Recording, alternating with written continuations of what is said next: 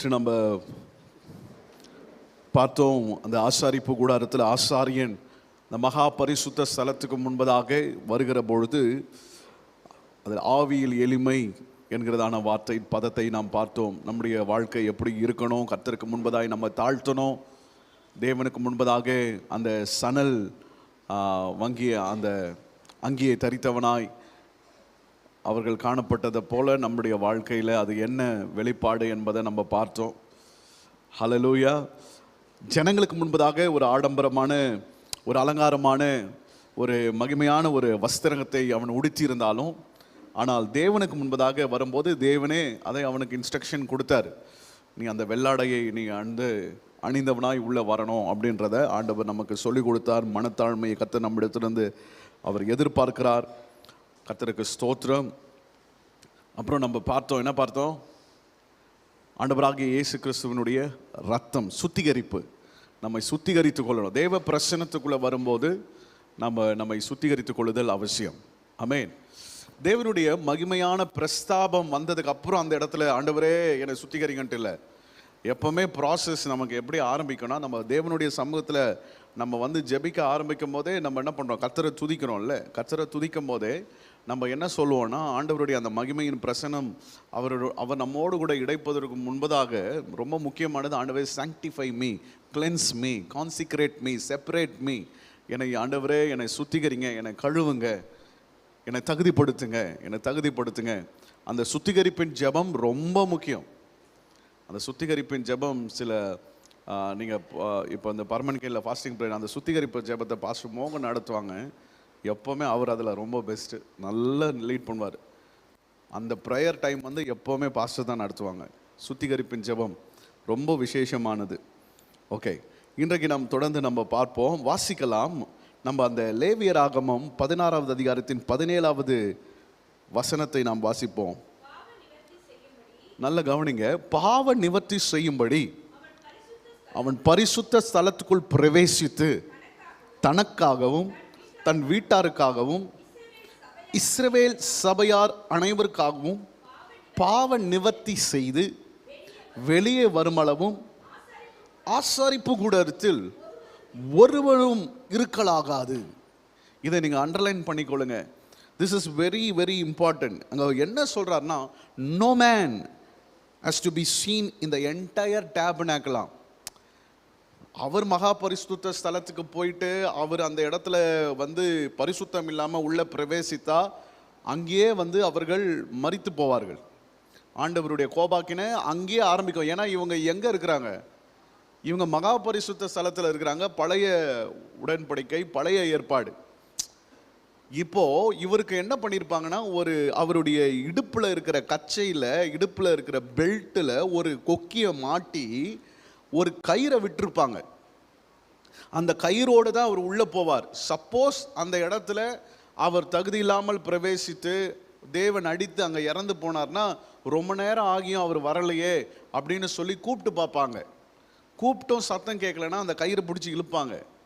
So அந்த கயிறை பிடிச்சி இழுத்து அவங்க என்ன பண்ணுவாங்க, திரும்பி பார்க்கக்கூடாது. அவங்க கையை பிடிச்சி இழுத்து வெளியே வர வரைக்கும் அவங்க வெயிட் பண்ணணும். சரியா? அப்போது பரிசுத்த ஸ்தலத்தில் இருந்து இழுக்கிறது ஈஸி. ஆனால் இவங்க எங்கே தான் இருக்கணுமா? ஆசாரிப்பு கூடாரத்திலே ஒருத்தரும் இருக்கக்கூடாதா? இந்த பாயிண்ட் ரொம்ப ஆச்சரியமாக இருக்குதுல்ல. அவர் மகா பரிசுத்த ஸ்தலத்துக்குள்ளே போகிறார். சரி, நாங்கள் ரெகுலராக ஆசாரியர்கள், லேவியர்கள், நாங்கள் பரிசுத்த ஸ்தலத்திலையாவது இருக்கலாமா அப்படின்னா, பரிசுத்த ஸ்தலத்துலேயும் இருக்கக்கூடாது, ஆசாரிப்பு கூடாரத்திலே நீ இருக்கக்கூடாது அப்படின்றார். ஏன் ஆண்டவர் அப்படி சொன்னார்? அந்த அட்டோன்மெண்ட் நேரத்தில் ஏன் அப்படி சொன்னார்? தனியாக இந்த தேவ சமூகத்தில் மகா பரிசுத்த ஸ்தலத்தில் தேவனோடு நிற்கும் ஆண்டவர் என்ன நமக்கு உணர்த்த விரும்புகிறார்? இன்றைக்கு நம்ம பரிசுத்தத்தை குறித்து தியானிக்கும் போது, தேவனுடைய சமூகத்தில் நம்ம எப்போ வரும்போதும் நாம் ஒரு விஷயத்தை மைண்டில் புரிய வச்சுக்கணும். என்னென்னா, நானும் தேவனும், அல்லேலூயா, தேவனுடைய சமூகத்தில் நான் தனித்து வந்திருக்கிறேன் என்கிறதான, நான் தனியாக நிற்கிறேன். அதாவது நானும் தேவனும் அந்த இடத்துல நிற்கிறோம். ஓகே, வேற யாரும் இல்லை, வேற யாரும் அந்த இடத்துல கிடையாது. அப்படி என்கிறதான ஒரு உணர்வு நமக்குள்ளே எப்போது வரணும். இங்க பாருங்க, சர்ச் வர்ஷிப். இன்றைக்கு ஆண்டவர் இந்த உபவாச நாட்களில் 9ஆம் தேதி ஆண்டவர் இந்த உபவாச தினத்தில் கர்த்தர் நமக்கு என்ன சொல்ல விரும்புகிறாரு அப்படின்னா, நாம் எல்லாரும் எதில் ஸ்ட்ராங்காக இருக்கிறோம் அப்படின்றத புரிஞ்சுக்கணும். எதில் வந்து நம்ம பிரியமாக இருக்கிறோம் அப்படின்னா, காங்கிரிகேஷனல் வர்ஷிப், கூட்டமாய் சேர்ந்து ஆராதிப்பது. எது நமக்கு ஈஸியாக இருக்கிறது? இன்றைக்கு நமக்கு சுலபமாய் இருக்கிறது என்ன தெரியுமா? எல்லாரும் சேர்ந்து ஆராதிப்பது. இப்போ சர்ச் செட்டப்ல வரோம், கேர்சல் செட்டப்ல வரோம், ப்ரேயர் டீம் செட்டப்ல வரோம், 3 நண்பர்களாய் சேர்ந்து ஜெபிக்கிறோம். ஸோ இது எல்லாமே நமக்கு ரொம்ப ஈஸி. ஓகே, அதில் வந்து ஒரு உற்சாகம் இருக்கிறது, இசைக்கருவிகள் இருக்கிறது, பாடல்கள் இருக்கிறது, கூட்டங்கள் இருக்கிறது. அந்த இடத்துல நம்ம என்ன பண்ணுறோன்னா, நம்ம ஜெபிக்கிறதா இருந்தாலும் சரி, நம்ம ஆராதிக்கிறதா இருந்தாலும் சரி, ஒரு காங்கிரிகேஷன். இதே மாதிரி நீங்கள் யோசித்து பாருங்களேன், காங்கிரிகேஷன் மியூசிக் இதெல்லாம் இருக்கும்போது நம்ம சத்தம் அதிகமாகுது, நமக்கு உற்சாகம் பிறக்கிறது, நமக்கு மோட்டிவேட் ஆயிடுறோம். நம்ம என்ன பண்ணுறோம், ஈஸியாக போகுது, ஒர்ஷிப் நமக்கு ஈஸியாக போயிடுது. அப்போ 6 மணி நேரம் நம்ம வந்து ஒர்ஷிப் நடத்துறதுக்கு 2 ஊழியர்களை கூப்பிட வேண்டியதாக இருந்துச்சு. அந்த 2 ஊழியர்கள் வந்து கூட்டிகிட்டு வரணும்னா அதுக்கு வேண்டியதான எல்லா காரியங்களும் நம்ம செய்கிறோம். பேக்ரவுண்டில் அதுக்காக பேம்ப்ளெட்ஸ் போகிறோம், எப்படி ஜனங்களை வர வைக்கிறதுக்கு. ஏன்னா ஜனங்க வரமாட்டாங்க, நாம் வரமாட்டோம், அவ்வளோ சீக்கிரம் வரமாட்டோம். வாங்க 6 மணி நேரம் இந்த ஊழியக்காரங்களாம் இல்லை. எவ்வளோ பேர் வந்திருப்பாங்கன்னு நினைக்கிறீங்க? எத்தனை பேர் வந்திருப்பாங்கன்னு நினைக்கிறீங்க? நீங்கள் வந்திருப்பீங்களான்னு ஃபஸ்ட்டு யோசிங்க. நம்ம இவங்களெல்லாம் போட்டோன்னே, ஓ நல்லா இருக்கும், இன்னைக்கு சூப்பராக இருக்கும், புது பாட்டுலாம் இருக்கும், மியூசிக்லாம் இருக்கும். நம்ம என்ன பண்ணுறோன்னா, நம்ம மைண்டு எப்படி ரெஜிஸ்டர் ஆகிடுதுன்னா, நம்ம வந்து யாராவது நம்மளை வந்து இந்த மாதிரி இசைக்கருவி பாடல் அப்படி பாடும்போது மோட்டிவேட் ஆகிடுறோம், இன்ஸ்பயர் ஆகிடுறோம். ஓகே, ஸோ ஆண்டவர் வந்து இதை தான் நாங்கள் இந்த வந்து சொல்லிக் கொடுக்க விரும்புகிறார். நீங்கள் சேர்ந்து ஆராதிக்கும் போது, கூடி ஜெபம் பண்ணும்போது, mood of the people changes. அவங்களுடைய பீப்புளுடைய மூடு மாறுது. ஓகே, அவங்க வந்து இது பெரிய கூட்டம், பெரிய உற்சாகம், பெரிய சத்தம், பெரிய கான்சர்ட்டு, பெரிய ஆராதனை கூடம், பெரிய சபையை எதுக்காக நிறைய பேர் விரும்பி போகிறாங்க அப்படின்னா, சேர்ந்து அப்படி ஒரு 5000 பேராக இருந்தால் சூப்பராக இருக்குதுப்பா, பார்க்கறதுக்கு ரொம்ப பிரமிப்பாக இருக்குது. கரெக்ட், எல்லாரும் அப்படி தான் யோசிப்பாங்க, நானும் அப்படி தான் யோசிப்பேன், நீங்களும் அப்படி தான் யோசிப்பீங்க. யார் ஒரு 25 பேர் 50 பேர் இருக்கிற சர்ச்சில் போய் உட்காருவா? இல்லை, நம்ம ஒரு பெரிய சர்ச்சில் இருக்கிறோம், பெரிய காங்கிரிகேஷன், பெரிய மியூசிக் இருக்குது, எல்லாம் பயங்கர நேர்த்தியான ஆட்கள், ப்ரொஃபஷனல் ஆட்கள் வராங்க அப்படின்றதெல்லாம். ஆனால் ஆண்டவர் நம்ம இடத்துல சொல்கிறாரு, அந்த இடத்துல நம்ம ஆராதிக்கணும், தேவ சமூகத்தின் மகா பரிசுத்த ஸ்தலத்தின் அனுபவம்ன்றது என்னன்னா, இந்த மாதிரியாய் கூட்டம் அப்படின்லாம் இல்லை. நீ எப்போதும் ஒரு கூட்டத்துக்கு நடுவில் ஆராதனை பண்ணாலும் எப்படி யோசிக்கணும்னா, நானும் தேவனும், அந்த உணர்வோடு கூட இருக்கணும். வேற யாரும் எனக்கு முக்கியமே இல்லை, அவசியமே இல்லை. அல்லேலூயா சொல்லுங்க பாப்பா, பிரைஸ் லார்ட். தனியாக உட்காந்து ஆராதிக்கும் போது நம்ம ஜெப நேரங்கள் குறைஞ்சிருது. நீங்களே சொல்லுங்க, அன்னைக்கு நீங்கள் வந்து ஆராதனை பண்ண அந்த மாதிரி என்னைக்காவது வீட்டில் ஆராதனை பண்ணியிருப்போமா, தனித்து ஆராதனை பண்ணியிருப்போமா, ட்ராவல் பண்ணும்போது ஆராதனை பண்ணியிருப்போமா, இல்லை பண்ணதான் முடியுதா? அப்போ நம்ம எதை நம்ம வந்து டிபெண்ட் பண்ணி இருக்கிறோம் அப்படின்றத ஆண்டவர் நமக்கு ஸ்டிர் பண்ண விரும்புகிறார், நமக்கு மைண்டில் யோசிக்க விரும்புகிறார். உண்மையாகவே பலார்னு அடிக்கிற மாதிரி தான் இருக்குது. அவருடைய சமூகத்தில் வரும்போது நீ வந்து தனித்து நிற்கிறன்ற உணர்வு, கூட்டமாக இருந்தாலும் சில நேரங்களில் இப்போ நம்ம யோசிப்போம், ஆண்டவர் எங்களுக்காக ஜீவன் கொடுத்தார், ஆண்டவர் நமக்காக ரத்தம் சிந்தினார். ஆண்டவர் நமக்காக ரத்தம் சிந்தினார் தான். ஆனால் அதை சொல்லும்போது உணர்வு நமக்கு எப்படி இருக்கணும்னா, இந்த உலகத்தில் எல்லாருக்காக ரத்தம் சிந்திருந்தாலும், எல்லாரும் ரட்சிக்கப்பட்டு நான் மட்டும் பாவியாக இருந்தாலும் எனக்காக தனியாக ரத்தம் சிந்துவார் அவர். அல்லேலூயா. அப்படி என்கிறதான ஒரு உணர்வோடு கூட கர்த்தரை நம்ம ஆராதிக்கணும். ஆண்டவர் நீங்கள் பாருங்களேன், இதை வந்து ஆண்டவர் வந்து சொல்லிக்கொண்டே எம்பசைஸ் பண்ணிக்கொண்டே இருக்கிறார். நீங்கள் மோசைக்கு வந்து அந்த 2வது அந்த கற்பலகை எடுத்துட்டு வா அப்படின்றார்ல, நீங்கள் வாசித்து பார்த்தீங்கன்னா, யாத்திராகமம் 34ஆம் அதிகாரத்தின் 3ஆம் வசனத்தை நீங்கள் வாசித்து பார்க்கும் போது, God commanded Moses, என்ன சொல்றாரு தெரியுமா? No one is to come with you.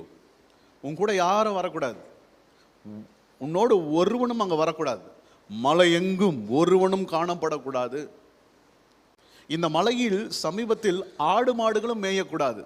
பா, எப்படி சொல்றாரு பாருங்களேன் அவரு. இன்னது அப்சல்யூட் ஹோலினஸ். அந்த இடத்துல தேவனுடைய மகிமையின் பிரசன்னத்தில் அவர் சொல்றாரு, இந்த மவுண்டன் இதுதான் வந்து ஒரு பரிசுத்த ஸ்தலம் மாதிரி. இது பரிசுத்த ஸ்தலம் மாதிரி. ஆசாரியர்கள் உள்ள வரக்கூடாது அப்படின்னு சொல்றதுக்கு முன்னாடி மோசையை ஃபர்ஸ்ட் அந்த ஐடியாவை, அந்த ஒரு சத்தியத்தை எஸ்டாப்ளிஷ் பண்றாரு. நீ மலைக்கு வரும்போது ஒருத்தரும் மலையில இருக்கக்கூடாது, ஆடு மாடு மிருக ஜீவன்கள் மலைக்கு பக்கத்துல கூட மேயக்கூடாதுன்ட்டார். ஏன் அப்படின்னு சொன்னா, நீங்க சப்போஸ் நீங்க யோசித்து பாருங்க, ஆண்டவர் எவ்வளோ இதுல ரொம்ப பர்டிகுலரா இருக்கிறார். இவர் வந்து மோசை கிட்ட பேசும்போது அங்க பக்கத்துல ஆடு மாடு கத்துது, டிஸ்ட்ராக்ட் ஆகுமா இல்லையா? ஆண்டவர் அதுதான் சொல்ல விரும்புறாரு. No distraction please. எந்த விதமான கவன சிதறல்கள் இருக்கக்கூடாது. நான் உன்னோடு கூட பேசும்போது மொபைல் ரிங் ஆகக்கூடாது. எவ்வளோதான் சொன்னாலும் சபையில் சில பேர் என்ன பண்ணிடுறாங்க, அந்த மொபைல் ஆன் பண்ணியே வச்சிடுறாங்க. ஓகே, அவங்க எல்லாம் தெரியாம தான் வைக்கிறாங்க. ஆனால் அந்த உணர்வு, சரி நீ தெரியாம வச்சிட்டீங்க, உள்ள சபைக்கு வரும்போதே அந்த உணர்வு இருக்கணும்ல. நம்ம என்ன பண்ணிடணும், ஆஃப் பண்ணி வைக்கணும், சைலண்டில் வைக்கணும் அப்படின்னு சொல்லிட்டு அதை எப்படி மறக்க முடியும்? அதை எப்படி மறக்க முடியும்ல? அந்த ஒரு பெரிய அந்த டிஸ்ட்ராக்ஷன்ஸு, ஓகே, மற்றவர்கள் மூலமாக. ஸோ ஆண்டவர் வந்து இதை சொல்கிறத நம்ம பார்க்குறோம். இதை ஆண்டவர் நமக்கு இந்த காலை வேளையில் உணர்த்தி கொண்டே இருக்கிறார். பாருங்க, கர்த்தருடைய நாமம் மகிமைப்படுவதாக. நம்மளுடைய வொர்ஷிப்பு இன்னைக்கு தனிப்பட்ட முறையில் இருக்கணும். அறையில் ஆடாதவன் அம்பாரத்தில் ஆட முடியாதுன்னு. முதல்ல நீ அறையில் ஆடு, அப்புறம் ஸ்டேஜில் ஆடு. நீ வந்து நேராக நான் ஸ்டேஜுக்கு தான் வருவேன்னா உனக்கு என்ன ப்ராக்டிஸ் இருக்குது? அது தமிழில் அப்படி சொல்லுவாங்க. அதே மாதிரி தான் நம்ம வந்து முதல்ல பர்சனலாக தேவ சமூகத்தில் நம்ம என்ன பண்ணணும்னா, இந்த அனுபவம் நமக்கு இருக்கணும். நீங்கள் யோசித்து பாருங்கள், தனிப்பட்ட முறையில் நமக்கு இப்படி ஒரு அனுபவம் இருந்துட்டதுக்கு, இருக்கிற அனுபவத்தை வச்சவங்கெல்லாம் சேர்ந்து ஆராதனை பண்ணால் பயங்கரமாக இருக்கும். நம்ம எல்லாம் சேர்ந்து ஆராதனை பண்ணுறோம், ஆனால் தனியாக பைபிள் படிக்கிறது, ஆராதனை பண்ணுறது, தனித்து நம்ம வந்து ஜெபம் பண்ணுறதுல பண்ணாமல் இல்லை. ஆனால் அதில் என்ன பண்ணுறோன்னா, ஒரு உற்சாகத்தோடு கூட அவரோடு கூட நம்ம அப்படி காணப்படுறது இல்லை. சேர்ந்து ஆராதிக்கும் போது இருக்கிறதான ஒரு ஃபீலு, அந்த ஒரு நேரம் போகிறது தெரியாமல் இருக்கிறது, தனித்து செயல். ஆண்டவர் சொல்கிறார், இதுதான் ரொம்ப முக்கியம். நீங்கள் ஆண்டவராக இயேசு கிறிஸ்துவை நீங்கள் பார்த்துருக்கீங்களே, அவர் அடிக்கடி தனித்து போயிடுவார். திடீர்னு எஸ்கேப், தலைவர் எஸ்கேப் ஆகிடுவார்.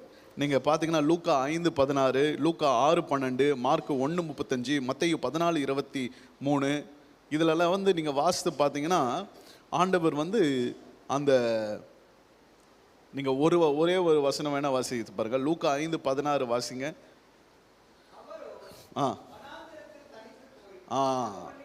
சரி, அவர் சேர்ந்து ஜெபம் பண்ணாரா சீசர்களோட? எஸ். ஒலிவ மலைக்கு கூட்டிகிட்டு போனாரா? கெத்செமனே தோட்டத்துக்கு கூட்டிகிட்டு போனாரா? எஸ். இதெல்லாம் செய்தார். ஆனால் இதை விட இன்னொரு விஷயத்தை தொடர்ச்சியாக செய்தார். அதிகமான வசனங்கள் எப்படி இருக்கும்னா, அவர் என்ன பண்ணார்னா தனித்து போய் ஜெபம் பண்ணினார். ஒரு அல்லேலூயா சொல்லுங்க பார்ப்போம். அல்லேலூயா. he stayed alone to pray with his father. அவருடைய தகப்பனோடு கூட. ஆண்டவர் அதை தான் சொல்கிறாரு.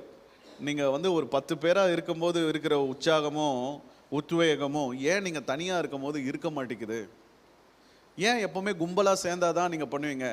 நம்ம எவ்வளோ மோசம்னா, நம்ம வந்து என்ன பண்ணுவோம்னா, அது கிளம்புவோம், காலைல சர்ச்சுக்கு போகிறோம், உடனே மனைவி சொல்லுவாங்க, அம்மா எனக்கு ரொம்ப ஒரு மாதிரி இருக்குது, முடியாமல் இருக்குது. அப்படியா, நீ வரலன்னா நான் போகல. அப்புறம் பிள்ளைங்க சொல்லலாமா, நீ வரலையா, அப்போ நான் சர்ச்சுக்கு போகலம்மா, போம்மா, அடுத்த வாரம் பார்த்துக்கலாம். ஹஸ்பண்ட் வரலாம், மனைவி போகலாம், ஹஸ்பண்ட் வரல, 2 பேர் வந்தா, பிள்ளைங்க வரலனா இவங்க வரல. நம்ம எல்லாம் ஒரு டீமாகவே இருந்து செயல்படுறோம். டீம் ஒர்க்கு முக்கியம்தான். ஆனால் எந்த பரிசுத்தவான்கள் தனித்து தேவனுடைய சமூகத்தில் முக்கியத்துவத்தை அவங்க இழந்திருந்தாங்க? இது பாருங்க, இது குறிப்பிட்ட அளவுக்கு மேலே என்ன பண்ணாது, செல்லாது. இந்த 10 குஷ்டரோகிகளை கொஞ்சம் யோசித்து பாருங்களேன்.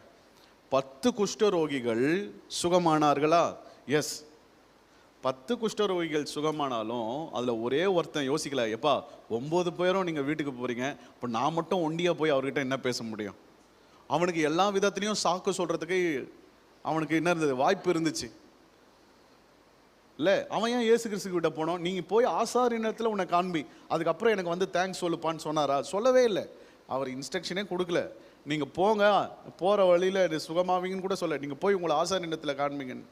இவங்க போகிற வழியில் என்ன பண்ணுறாங்க, சுகமாயிடுறாங்க, சந்தோஷமாக போகிறாங்க. இப்போது அந்த சுகமாயிட்டு ஒரே ஒருத்தன் திரும்பி வரும்போது கூட 9 பேர் சொல்லும்போது அவன் ஒருத்தன் வந்து, எப்பா நீ வரலன்னா நான் எப்படா, ஏய் நான் மட்டும் தனியாக எப்படா சர்ச்சுக்கு போவேன், நான் மட்டும் யூத் மீட்டிங் எப்படி தனியாக போகிறது, நீ கூட வா, நீ கூட வா, எம்மா நீ வரலையா இன்னைக்கு, அப்போ போ, நான் எனக்கு போர் அடிக்கும். நம்மளாம் எந்த அளவுக்கு மோசம்னா, நம்ம பக்கத்தில் நம்ம ஃப்ரெண்டு உட்காந்தா தான் நம்பால் வந்துட்டானா, பக்கத்து சேரில் நம்பால் இருக்கிறான்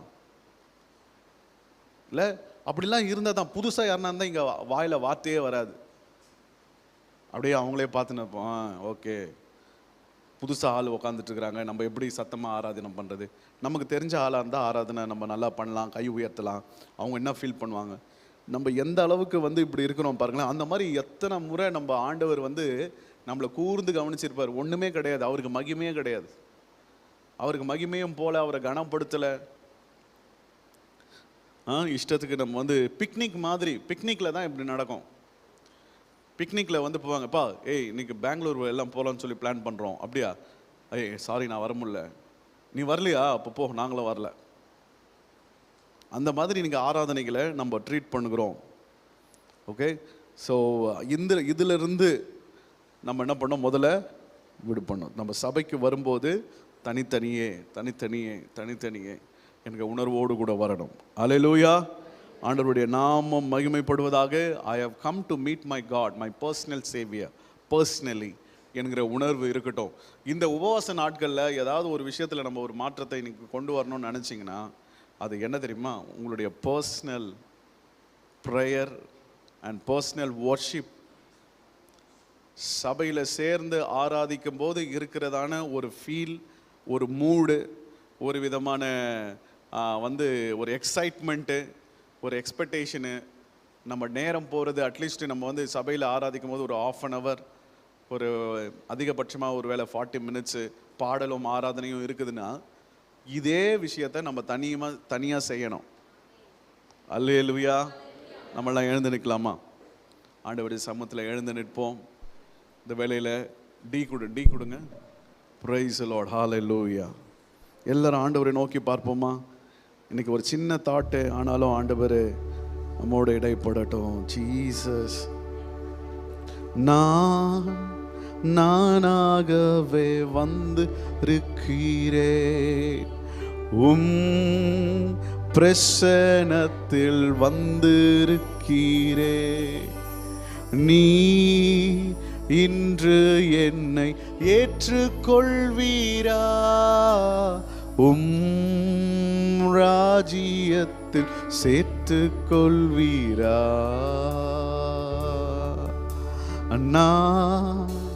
நானாகவே வந்திருக்கிறேன், பிரசன்னத்தில் வந்திருக்கிறேன். நீ இன்று என்னை ஏற்றுக்கொள்வீரா? ராஜ்யத்தில் சேர்த்துக் கொள்வீரா? யோசேப்பை போல் நான் ஒழுங்கில்லையே, நோவாவை போல் நீதிமானும் இல்லையே. யோசேப்பு போல் ஒழுங்கில்லையே, நோவாவை போல் நீதிமானும் இல்லையே. ஆபிரகாமை போல் விசுவாசி இல்லையே, தானியேல் போல உம்மை வேண்டவில்லையே. நான் தானாக வந்திருக்கிறேன்,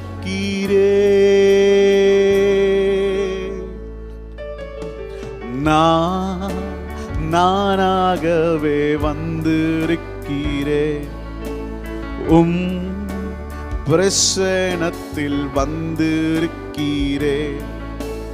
நீ இன்று என்னை ஏற்றுக்கொள்வீரா? ராஜ்யத்தில் சேர்த்துக் கொள்வீரா? அதில் நமக்குள்ள ஒரு வைராக்கியம் வரட்டும். உங்க வீட்டில் நல்லா துதிக்க ஆரம்பிச்சிருங்க, நல்லா ஜெபிக்க. தனிப்பட்ட வாழ்க்கையில இன்க்ரீஸ் பண்ணிடுவோம்.